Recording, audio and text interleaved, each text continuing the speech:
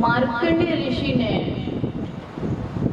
श्री भगवान वेदव्यास जी के द्वारा रचित इस ग्रंथ को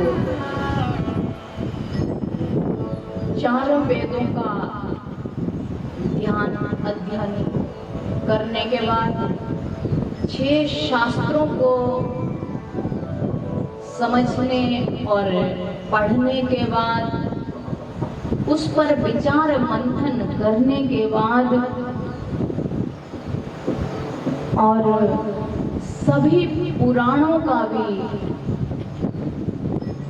मंथन करने के बाद ऋषि मार्कंडेय जी भगवान ने बड़ी सुंदर और अद्भुत और उससे भी निराली बात है कि थोड़े छोटे स्वरूप में कैसे जो कम समय में हम कर पाए, जिसमें वेद भी आ जाए, चारों वेदों की भी बात आ जाए, 6 शास्त्रों की भी बात आ जाए और 17 पुराणों की भी बात उसमें आ जाए और उसको रख छोड़ा मार्कंडेय ऋषि भगवान ने किसमें? दुर्गा सप्तशती के नाम से वो रचना रची, जिसमें कि ये रहस्य ज्ञात होता है कि जब मंत्रों का सर्जन हुआ, पुण्य का ये सर्जन जब हुआ तो बहुत सारे लोग उसका दुरुपयोग करने लगे।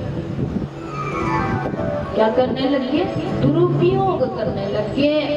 तो उसमें जो है ऋषियों ने मंत्रों को श्राप दिया, किलित कर दिए गए। इसी में भगवान देवादिदेव महादेव शिव के जो की है, जो कुंजी है, जो चाबी है, उसकी भी इसमें रचना की गई मार्कंडेय जी ने।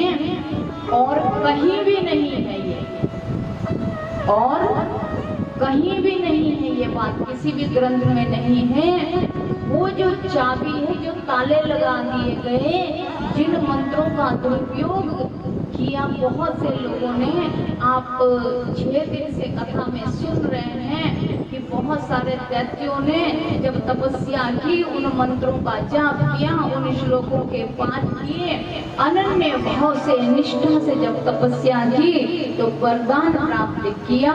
और वरदान के बाद जब वो बलशाली, धनशाली, वैभवशाली हो गए तो क्या किया? उसका दुरुपयोग किया। इसी बात को नजर में रखते हुए ऋषियों ने, वशिष्ठ, विश्वामित्र, नारद आदि ऋषियों ने बड़े ध्यान से बात को सुने। इन ऋषियों ने इन मंत्रों को किलित कर दिया है। जब ये मंत्र किलित हो गए हैं, इसी का परिणाम है कि आप लोग जो भजन करते हो, पाठ करते हो, उसका फायदा आपको मिलता नहीं है। अब मार्कंडेय ऋषि ने ऐसी खोज की कि उन्होंने भगवान शिव और माँ पार्वती का संवाद आया। डामर लिपि नामक एक ग्रंथ है, उसमें डामर लिपि में जो है रुद्र यामल लिपि और डामर लिपि, इसमें क्या हुआ कि भगवान देवादिदेव महादेव और माँ जगदम्बा और माँ पार्वती हिमालय के शिखर पर बैठे हुए, जैसे कि उनका स्वभाव है, हिमालय में बैठकर वो अनेकों महिमाओं को गाया करते हैं। अपनी महिमाएं, विष्णु जी की महिमाएं, राम की महिमाएं, कृष्ण की महिमाएं, ऋषि ऋषिकाओं की महिमाएं, वेद की महिमाएं, पुराणों की महिमाएं और शास्त्रों की महिमाएं वो आपस में एक दूसरे से गाते और प्रश्न उत्तर करते हैं।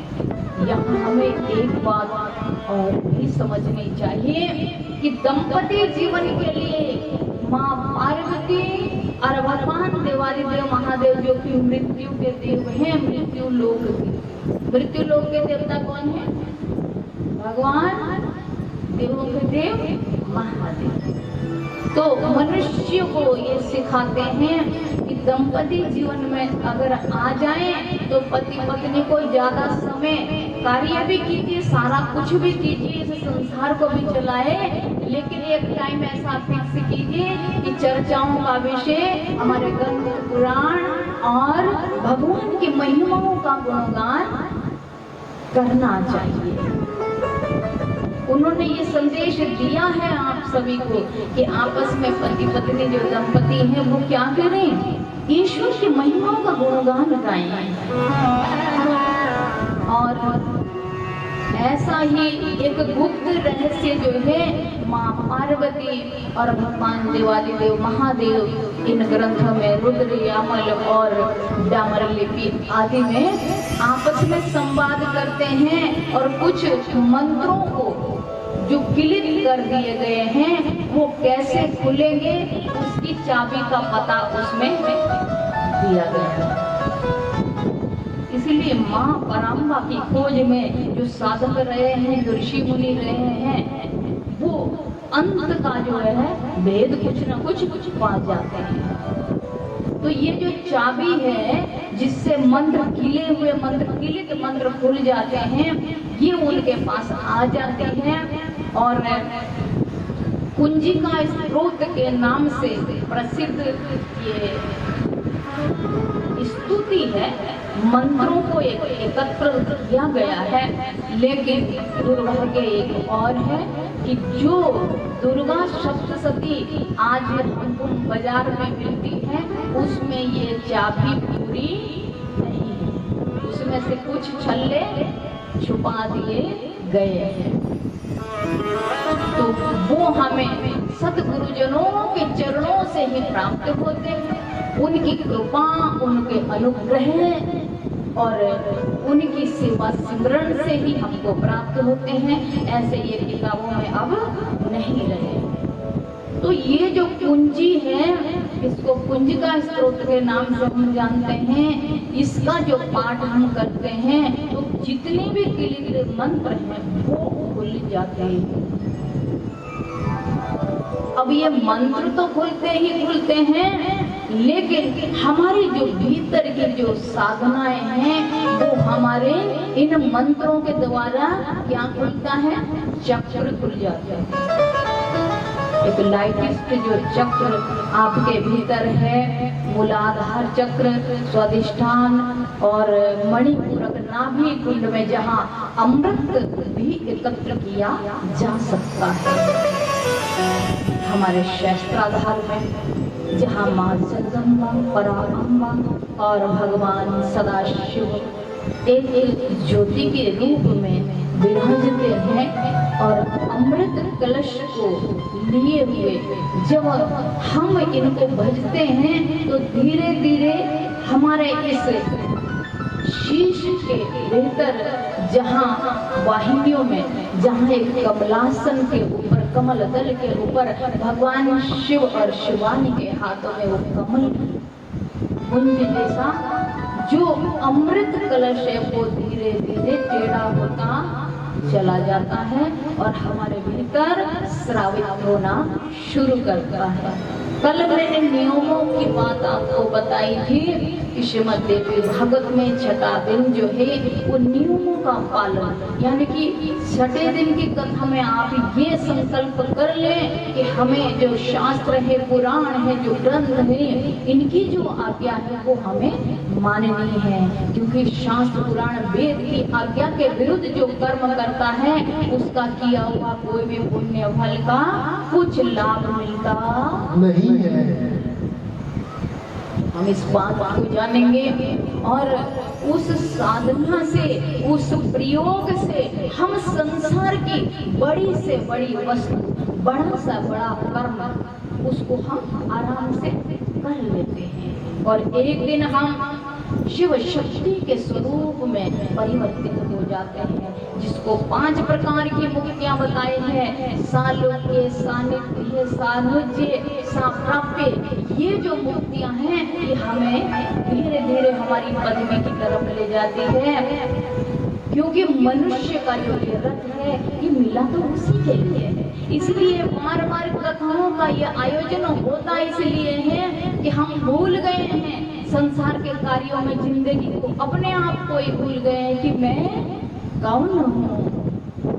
बंधुओं, हम संसार भर की बातों को जानते हैं, संसार भर की खोज करते हैं, चैनल सुनते हैं, ग्रंथ किताबें पढ़ते हैं, बहुत बातें लोगों से सुनते हैं, लेकिन बड़े दुर्भाग्य की बात है कि हम जन्मे तो हैं, अपने बारे में ही पता नहीं करते हैं।